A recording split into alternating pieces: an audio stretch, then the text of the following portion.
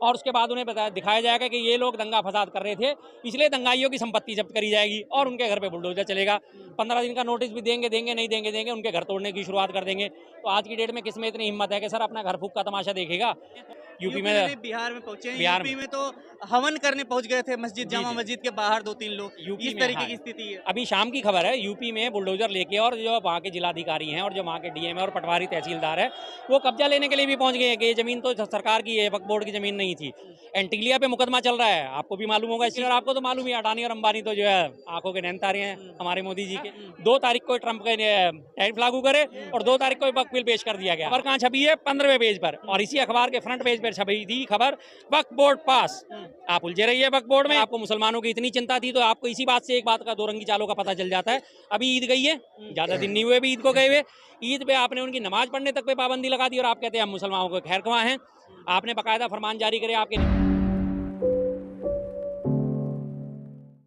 नमस्कार, आप देख रहे हैं फोरम 4, मैं हूं प्रभात। वक्फ संशोधन बिल को लेकर के लोकसभा और राज्यसभा में 2 अप्रैल और 3 अप्रैल को 12 घंटे से अधिक चर्चा हुई और उसके बाद उसे पारित कर दिया गया। लोकतांत्रिक तरीके से ये दिखाने की कोशिश हुई, लोकतांत्रिक तरीके से ये बिल सदन में पास हो गया, पारित हो गया।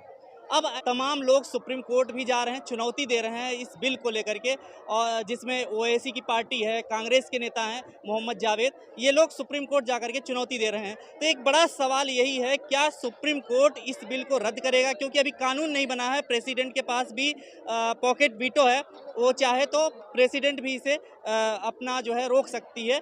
लेकिन अब देखने वाली बात होगी कि इसके बाद क्या होगा। हालांकि अब सड़क पर भी मुस्लिम ये कहते हुए निकल रहे हैं कि वक्फ जो ये संशोधन बिल है, इसके जरिए मुसलमानों को तबाह करने की कोशिश है। इसी मुद्दे पर बात करेंगे। हमारे साथ हैं शर्मा जी, जो कि जाने माने वक्ता हैं और तमाम विषयों पर बात भी रखते हैं। कैसे देखते हैं, अब सुप्रीम कोर्ट में एक तरफ मामला जा रहा है, लोकतांत्रिक तरीके से दिखाने की कोशिश हो रही है कि पास हो गया है, और सड़क पर भी 8 राज्यों में सुनने में आ रहा है कि लोग निकल रहे हैं इस चीज़ को लेकर के। जी जी क्यों आखिर? देखिए, पहले आपने बात रखी सुप्रीम कोर्ट की। सुप्रीम कोर्ट में कुछ भी नहीं होने वाला। सुप्रीम कोर्ट में याचिकाएं दाखिल होंगी। सुप्रीम कोर्ट ने लास्ट एंड फाइनल 2 लाइनों का जजमेंट देना है। संसद को कानून बनाने की आज़ादी है, संसद को कानून में संशोधन करने की आज़ादी है, हम संसद के कार्य क्षेत्र में हस्तक्षेप नहीं करते, बात खत्म।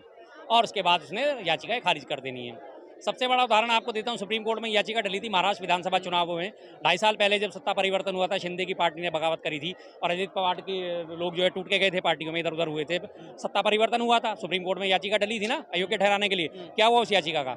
2.5 साल से आज ऊपर उस टाइम को बीते हुए हो गया, 2.5 से भी ज़्यादा, 3 साल लगभग हो गए। नई विधानसभा का भी गठन हो गया, नए मुख्यमंत्री भी बन गए, सब कुछ बदल गया, लेकिन वो याचिका का आज तक कोई अता पता नहीं है कि उस पर क्या एक्शन लिया गया। सेम इस कंडीशन में होना है। अभी सुप्रीम कोर्ट ने पहले भी इस बात को कह दिया था कि कानून बनाने के लिए संसद है, हम उनकी समीक्षा करने के लिए हैं। संसद कानून में ही बनाए जाएंगे, कानून जो है संसद में ही बनाए जाएंगे, हम तो सिर्फ समीक्षा करने के अधिकारी होते हैं, संवैधानिक तरीके से बनाए जाएं बस। और इसमें वो कह देंगे कि जब संख्या बल ने 288 सांसदों ने समर्थन दिया है और राज्यसभा में भी 126 सांसदों ने समर्थन दिया है, तो संख्या बल के आधार पर इसमें गैर कानूनी हमें कुछ भी नजर नहीं आता, क्योंकि एक एक एमपी अपने लाखों लोगों को रिप्रेजेंट करता है, तो ये लाखों लोगों की आवाज़ होती है और इसलिए हम इसको बात को साबित करते हैं और इसमें कोई ऐसा हमें कुछ नहीं पाया गया तो हम इसमें हस्तक्षेप नहीं करते। ये अल्टीमेटली आपको रिजल्ट इसमें मिलेगा। लेकिन लोग क्यों सड़क पर उतर रहे हैं जब इसको सांसदों ने पास करा दिया, चर्चा हुई बकायदा, और अमित शाह लगातार कह रहे हैं इससे मुस्लिम को भड़काया जा रहा है, केवल इससे मुसलमानों को कोई नुकसान नहीं होने वाला, बल्कि गरीबों को जो है ज़मीनें मिलेंगी। गरीबों को ज़मीनें आपने वक्फ बोर्ड से ही छीन के देनी है। ज़मीनें तो आपके पास भी पड़ी हुई हैं, डीडीए के पास तमाम पूरे दिल्ली की ज़मीनें मौजूद हैं, तमाम राज्य प्राधिकरण जितने भी होते हैं उनके पास ज़मीनें मौजूद हैं, उसमें से आपने क्यों नहीं बांटनी शुरू करी सर? आपने क्यों नहीं दिया उसमें? अगर आपको वास्तव में गरीबों के कल्याण की चिंता थी तो आपके पास ज़मीनों की क्या कमी है? हर जगह की ज़मीन का उत्तराधिकार, स्वामित्व तो उसकी राज्य सरकार के पास होता है, केंद्र सरकार के पास होता है, उसमें से आपने ज़मीनें क्यों नहीं ली? आप उन्हीं से ज़मीनें छीनने के चक्कर में क्यों लगे हुए हो कि हम इन्हीं से ज़मीनें छीन के और तब जाके मुसलमानों का जो उद्धार करेंगे? मुसलमानों का उद्धार करना तो आपके पास भी नहीं है। दिल्ली में डीडीए के पास ज़मीन की कमी है, हर जगह सारी दिल्ली की ज़मीन डीडीए के अधीन आती है। कहीं से भी आप लेते 2 एकड़ 5 एकड़ 10 एकड़ ज़मीन लेते, उसमें आप फ्लैट बनाते, दे देते मुसलमानों को। क्यों नहीं दी अब तक आपने? आप वक्फ बोर्ड की ज़मीनों पे नज़र क्यों गड़ाए बैठे हैं? और अभी तो ये पारित ही हुआ है सिर्फ, अभी तो कानून का रूप भी नहीं लिया गया और यूपी में जो है लोग पहुंच भी गए हैं।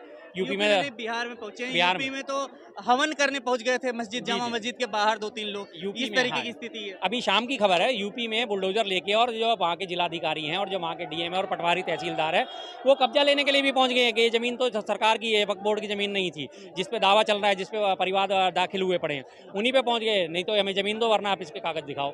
शुरुआत कर दी अभी उन्होंने, गुंडागर्दी की शुरुआत कर दी। संख्या बल पे गुंडागर्दी का सबसे बड़ा उदाहरण आज की डेट में वक्फ का बोल है। लेकिन लगातार कह रहे हैं इससे ट्रांसपेरेंसी आएगी, और अमित शाह कह रहे हैं, एक मेंबर कह रहे हैं कि अल्पसंख्यक स्वीकार नहीं करेंगे। क्या धमकी दे रहे हो भाई? संसद का कानून है, स्वीकार करना पड़ेगा। करना पड़ेगा। हाँ। वही तो उन्होंने कह दिया ना कि करना पड़ेगा। अगर आप आज जितने मर्जी धरने प्रदर्शन कर लो, धरने प्रदर्शन करने के बाद अल्टीमेटली होगा क्या? थोड़े से धरने प्रदर्शन उग्र हो जाएंगे, अल्टीमेटली पुलिस वालों को उन्होंने करना है, इशारा करना है, चलो भाई, और जाके पुलिस वालों ने लाठियां बजानी है, उठा के सबको गिरफ्तार करना है, गिरफ्तार करने के बाद सबको जेल में डालना है, आपकी जमानतें नहीं होंगी, कुछ नहीं होगी।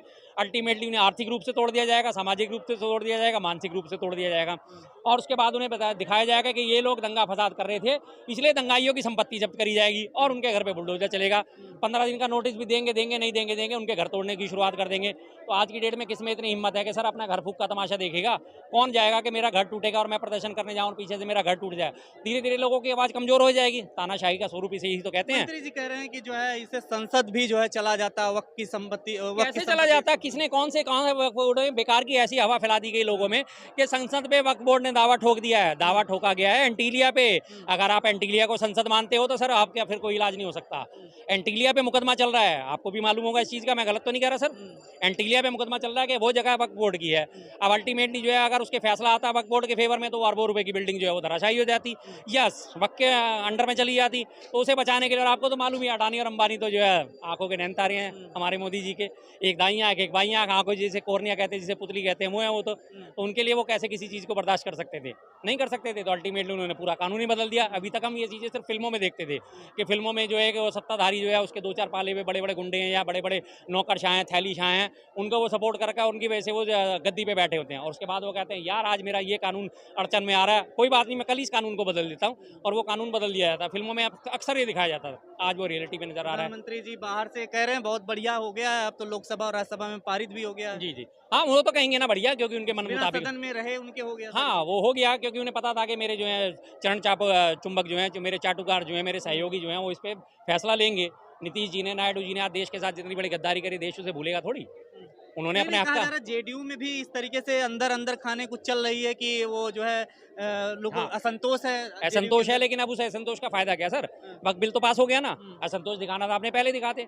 असंतोष तो ये सारे दिखा रहे थे। चिराग पासवान जी बाहर आके क्या कह रहे थे? नहीं वक्फ बोर्ड जो है गलत है, हम इसकी हिमायत नहीं करते, हम इस पे देखेंगे इसमें क्या सुधार हो सकते हैं, क्या इसमें जरूरी सुधार और करवाए जा सकते हैं। सदन में जाके वोटिंग कराए।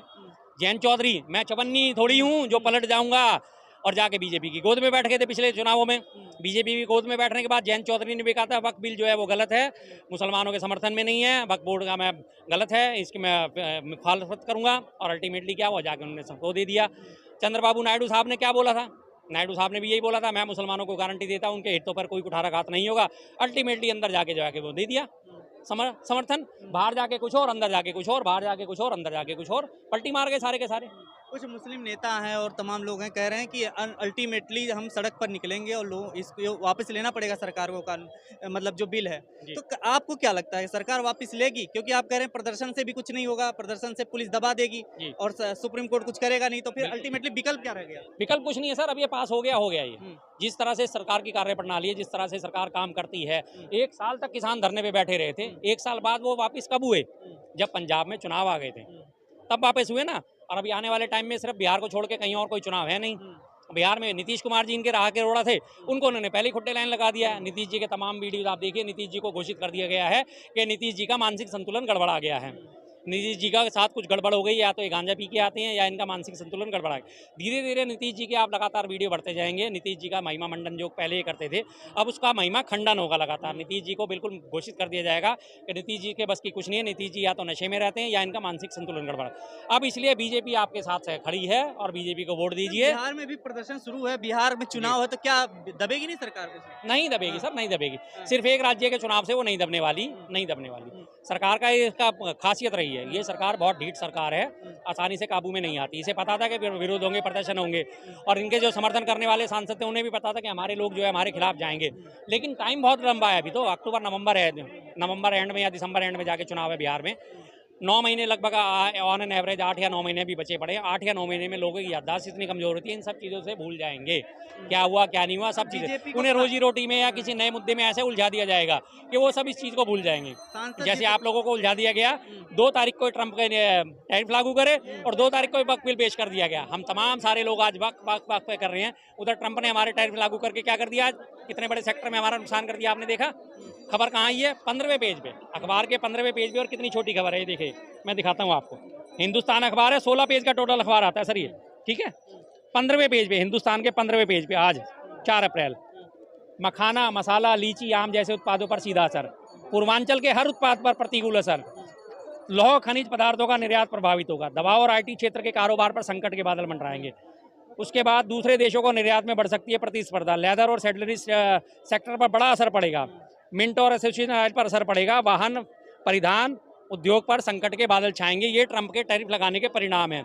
और खबर कहाँ छपी है, 15वें पेज पर, और इसी अखबार के फ्रंट पेज पर छपी थी खबर, वक्फ बोर्ड पास। आप उलझे रहिए वक्फ बोर्ड में, इधर से उधर ट्रंप ने टैरिफ ला दिया, इधर आपको महंगाई मुबारक हो। अब इस बारे में चर्चा कोई नहीं करता क्योंकि सरकार का ध्यान हटाना था, ध्यान बटा दिया सरकार ने। लगे रहिए आप वक्त करने में। बस 6 मुस्लिम नेताओं ने जेडीयू छोड़ दिया है, जी। तो इस तरीके से क्या नेताओं ने लग छोड़ा, MPs ने तो नहीं छोड़ा ना। जिलाध्यक्ष होंगे, प्रदेश अध्यक्ष होंगे, या कोई महामंत्री होंगे, या संगठन मंत्री होंगे, वही होंगे। MP तो जिन्होंने वोटिंग करके आए उन्होंने तो कुछ नहीं करा ना अभी तक इस बारे में। बस क्या फर्क पड़ेगा इन सबसे, कुछ फर्क नहीं पड़ने वाला। आप कह रहे हैं फर्क नहीं पड़ेगा, लेकिन बीजेपी का क्या फायदा हो रहा है कि बीजेपी कह रही है कि मैं मुसलमानों का हितैषी हूं, वैसे विपक्ष कह रहा है कि देखो बीजेपी का सबसे बड़ा फायदा है, बीजेपी ने आप ही की नजरों में आप ही को जो है देशद्रोही ठहरा दिया। ये लोग जो है विपक्ष में आ गए, इस्तीफा दे रहे हैं 7 नेता मिलके, ठीक है, और उधर इन्हीं के सांसदों ने उनका समर्थन करा है। तो अल्टीमेटली मैसेज क्या जाएगा, ये लोग तो गद्दार हैं, इन्होंने सांसदों ने समर्थन क्यों करा। अगर आपको वास्तव में चिंता थी तो समर्थन नहीं करना चाहिए था। अब ये 7 लोगों के जो इस्तीफा देने से फर्क क्या पड़ेगा, कुछ भी फर्क नहीं पड़ने वाला।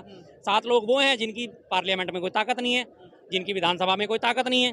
उन लोगों के, मैं यहाँ खड़ा आगे लगातार कह रहा हूँ जी विधानसभा गलत है, गलत है, गलत है, तो कोई असर पड़ेगा। बिल का असर देखने को क्या मिलेगा, अब आगे क्या होगा? जमीनें कब्जाई जाएंगी, जमीनें कब्जाई जाएंगी। जाएंगी? जो वक्फ बोर्ड की जमीनें हैं, जिन पे दावे ठोके जाते हैं कि जमीन हमारी है, वक्फ बोर्ड से जमीनें कब्जाई जाएंगी। कब्जे लेने पहुंचने शुरू हो गए हैं जिन्होंने कहा गया है, और उसके बाद उसमें नए क्लॉज लागू कर दिएंगे। जो 5 साल से धर्म का पालन करता होगा वही जाके आज ये जकात कर सकता है, वही वक्फ बोर्ड को संपत्ति दान कर सकेगा। पहले तो 5 साल का उसका देखा जाएगा, रिकॉर्ड का लेखा जोखा देखा जाएगा कि 5 वक्त का नमाजी है या नहीं, ईद जाता था या नहीं, ईदगाह में जाता था या नहीं जाता था, और इसने क्या करा क्या नहीं करा। अब कौन इसको देखेगा, कौन नहीं देखेगा, कौन इसकी संपत्ति को दान करेगा, कैसे होगा, मन मर्जी के हिसाब से इसका इस्तेमाल होगा। ये गलत हो रहा था, मुसलमानों के साथ अन्याय हो रहा था, गरीब मुसलमानों के साथ अन्याय हो रहा था, इसलिए इस जगह की सारी वक्त संपत्ति हम कब्जे में लेते हैं। अब इसे गरीब मुसलमानों में बांटा जाएगा, मॉल बना के, शॉपिंग मॉल बना के। आप क्या फ्री में बांट दोगे? आप घर बना के फ्री में बांट दोगे, उसके भी आपने पैसे वसूलने हैं। अल्टीमेटली आपने क्लॉज ही ऐसे रख देने के जो एक आम आदमी गरीब उसे पूरा ही नहीं कर पाएगा। बस अगर आपको मुसलमानों की इतनी चिंता थी तो आपको इसी बात से एक बात का 2 रंगी चालों का पता चल जाता है। अभी ईद गई है, ज़्यादा दिन नहीं हुए अभी ईद को गए हुए, ईद पे आपने उनकी नमाज पढ़ने तक पे पाबंदी लगा दी, और आप कहते हैं हम मुसलमानों को खैर ख्वाह हैं। आपने बाकायदा फरमान जारी करे, आपके नेताओं ने फरमान जारी करे कि ईद की नमाज अगर सड़कों पे पढ़ी गई तो आपके DL रद्द हो जाएंगे, आपके जो है पासपोर्ट रद्द हो जाएंगे, आपके ऊपर मुकदमा दर्ज कराया जाएगा, और अगर घरों की छतों पे भी नमाज पढ़ी तो आपके ऊपर मुकदमे दर्ज कर दिए जाएंगे। तो बताइए, मुसलमानों की इतनी चिंता थी तो कम से कम उन्हें ईद तो मनाने देते, कम से कम उन्हें 20 मिनट की नमाज तो पढ़ने देते। 20 मिनट से ज़्यादा तो नहीं लगता नमाज पढ़ने में, 20 मिनट लोगों को इकट्ठा होने में, 20 मिनट नमाज पढ़ने में, 20 मिनट ईदगाह से बाहर निकलने में, मात्र 1 घंटा बस। अंतिम सवाल यही है, प्रधानमंत्री जी कह रहे हैं जिस तरीके से प्रबंधन, संपत्तियों के प्रबंधन में पारदर्शिता और जवाबदेही लाएगा ये बिल जी, तो आप एक तरफ तो कह रहे हैं जवाबदेही होगी सबकी और पारदर्शिता भी बढ़ेगी इससे। अरे सर, पारदर्शिता तो इसके लिए भी करी गई थी। आपको याद होगा कोरोना टाइम में PM केयर फंड बनाया गया था, उसमें भी पारदर्शिता के दावे करे गए थे। पारदर्शी फंड है, PM केयर फंड में जो भी दान करेगा उसका सारा लेखा जोखा दिया जाएगा, कितना आया कितना गया। आज क्या हुआ उस फंड का, आपको पता है कितना उसमें पैसा आ चुका है? नहीं पता। मुझे पता है? नहीं पता। किसी और को पता है? नहीं पता। RTI आप उस पर लगा नहीं सकते। कोई तीसरा व्यक्ति जो है, प्रधानमंत्री और गृह मंत्री के अलावा तीसरा व्यक्ति उस अकाउंट को एक्सेस नहीं कर सकता। उसमें कितनी रकम जमा हुई, कितनी रकम उसमें खर्च हुई, पूरे देश में सिर्फ 2 लोगों के अलावा तीसरे किसी व्यक्ति को जानने का अधिकार नहीं है। कितनी शानदार पारदर्शिता है ना। यही पारदर्शिता अब इसमें बढ़ती जाएगी। आप एप्लीकेशन लगाते रहिए। आरटीआई एक्ट में और पारदर्शी की आपने बात करी, आरटीआई एक्ट में पहले संशोधन कर दिया गया है कि आप अगर कोई संवेदनशील जानकारी सरकार देने से मना करेगी तो आप उस पर दोबारा से रीअपील नहीं डाल सकते, और अगर फिर भी आपने अपील डाली तो आपके ऊपर 250 करोड़ रुपए तक का जुर्माना लगा दिया जाएगा। अगर आपने किसी की डिग्री मांगी और डिग्री देने खाने से उसने मना कर दिया, जैसे कि प्रधानमंत्री की डिग्री मांगी जा रही थी आरटीआई के तहत, तो पहले तो गुजरात कोर्ट ने जो जुर्माना लगाया था केजरीवाल साहब के ऊपर, फिर उसके बाद अब ये कोर्ट ने पारित कर दिया, उसके बाद आरटीआई एक्ट में संशोधन कर दिया गया। तो कहाँ से पारदर्शिता बढ़ती जाएगी? एक पारदर्शिता के लिए आरटीआई एक्ट था, उसी को आपने आज कुंद कर दिया, उसकी धार खत्म कर दी, फिर आप कैसे पारदर्शिता का हवाला देके बात कर सकते? बता दीजिए अब चलते सॉल्यूशन कुछ नहीं है सर, हम क्या सॉल्यूशन बताएं? सॉल्यूशन तो बस यही है, आने वाले टाइम में जहां भाई चुनाव है, मुस्लिम निराश रहेंगे अब? बिल्कुल रहेंगे, निराश नहीं रहेंगे बिल्कुल। खबरों में बने रहने के लिए फोरम 4 को सब्सक्राइब करें और नोटिफिकेशन पाने के लिए बेल आइकन दबाएं।